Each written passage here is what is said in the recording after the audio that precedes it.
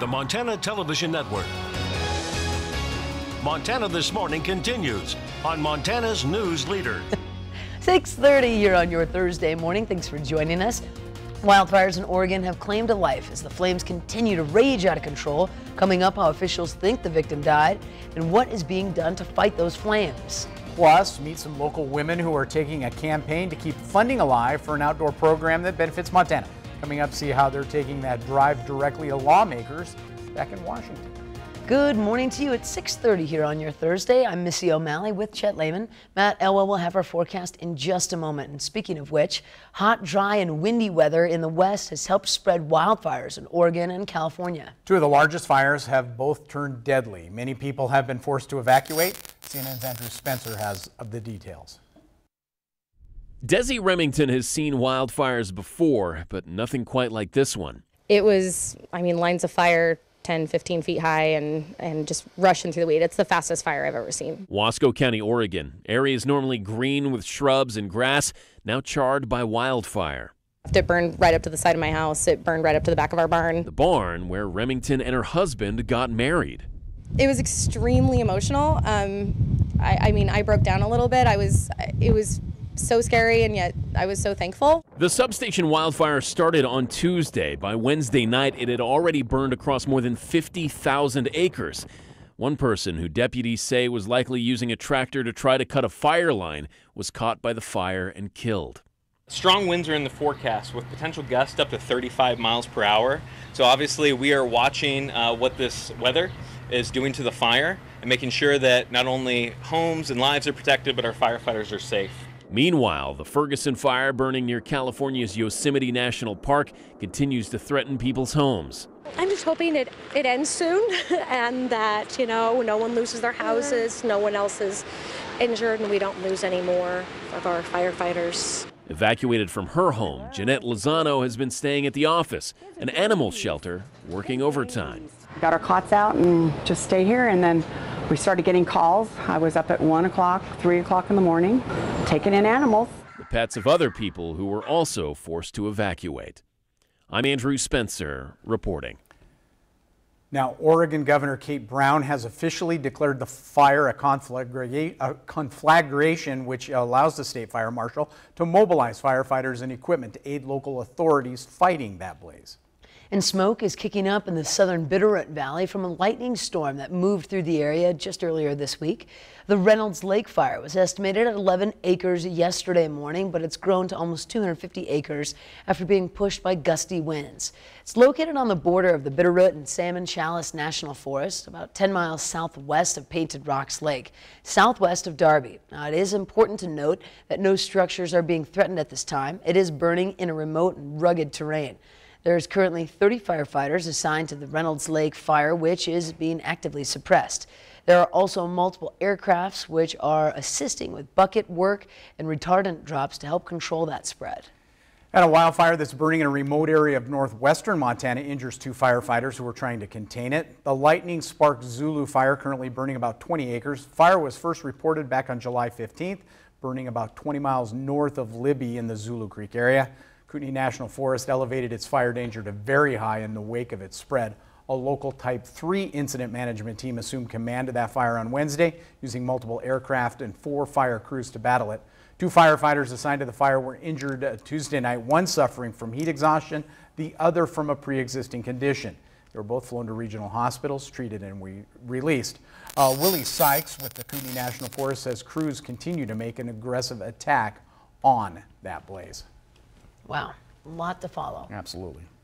Matt, we feel like we've been kind of lucky here in southwest Montana, but you're saying that long-term forecast is dry. Very dry conditions, and unfortunately our humidity remains pretty low as well.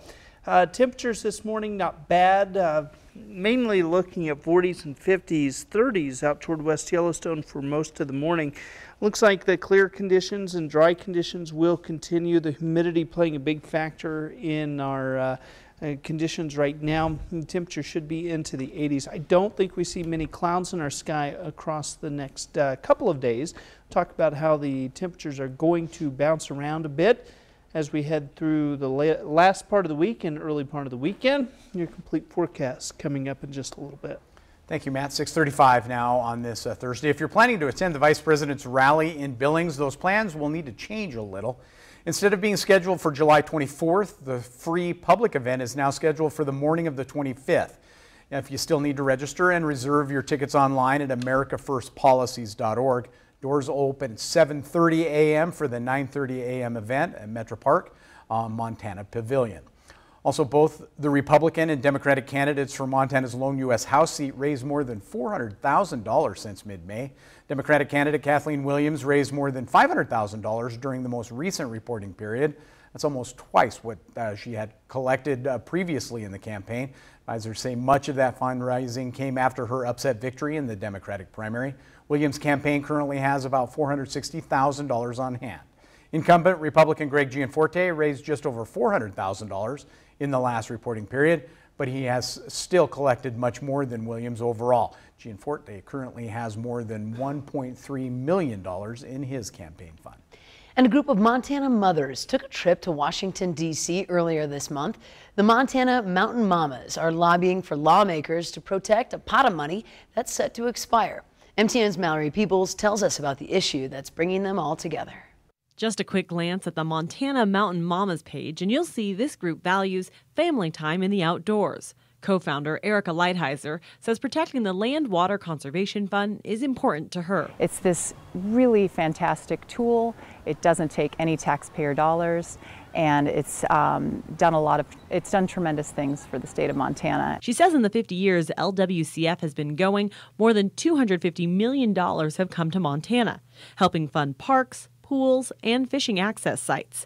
Money in the fund comes from offshore drilling fees, but it's set to expire, something she and others are urging lawmakers to prevent by traveling right to their doorstep in Washington, D.C. Fortunately, Montana's delegation is really united in their support of Land and Water Conservation Fund. Lighthizer hopes the visit they made this month will help bring other lawmakers on board with reauthorizing the fund permanently. In addition to speaking with the Montana delegation, they met with Department of the Interior officials, pushing for protecting the outdoors for future generations. Care about our children and the future of the state that they inherit. Reporting from Bozeman, Mallory Peoples, MTN News.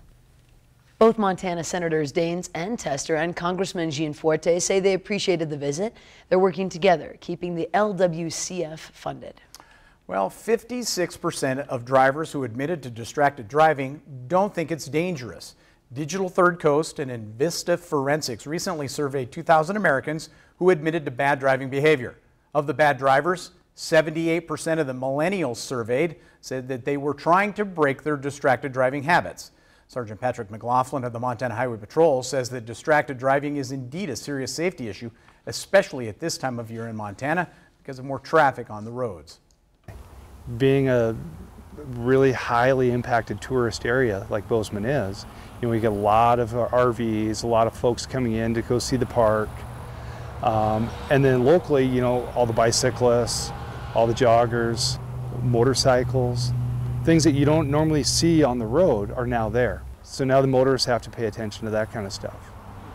Now, keep your eyes on the road. Sergeant McLaughlin suggests that you put enough songs on your playlist to last your entire trip before hitting the road, so you don't have to glance down at your phone. That's a good piece of advice. And a plan is under study to provide a way to get a bike path from Bozeman to Belgrade. Gallatin County is trying to figure out if a new path would be cost effective with the help of a new grant. The Gallatin County Commissioners approved an application for the grant to study the bike path feasibility. The path would connect riders from the Bozeman Yellowstone International Airport. Planning grant would come from the U.S. Department of Transportation, and the grant is for $150,000, but applying costs $8,000. The commission wants to make sure that the county is repaid for that application cost if the grant is awarded. And initial estimates on that bike path, $8 to $11 million for construction and maintenance. It's projected to bring about $1 million worth of revenue every year for the next 20 years.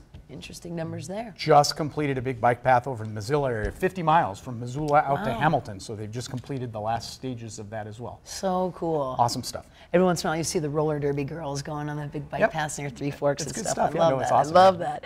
We do have to take a quick break here on your Thursday morning. When we return, we take you to Laguna Beach with a dramatic rescue of a teen. He is alive but only after they had to amputate his arm. I'll have that story for you, plus a look at your regional headlines. But first, let's check in with Gail King to see what's coming up at 7 on CBS This Morning. Good morning. Ahead on CBS This Morning, Jeff Gore is here with more from his interview with President Trump. Why the president thinks his meeting with Vladimir Putin was a success, whether he's willing to sit down with the special counsel, and who does he want to run against him in 2020? Anthony Mason has a preview of the Sunday morning conversation with Billy Joel as the legendary singer marks his 100th performance at Madison Square Garden.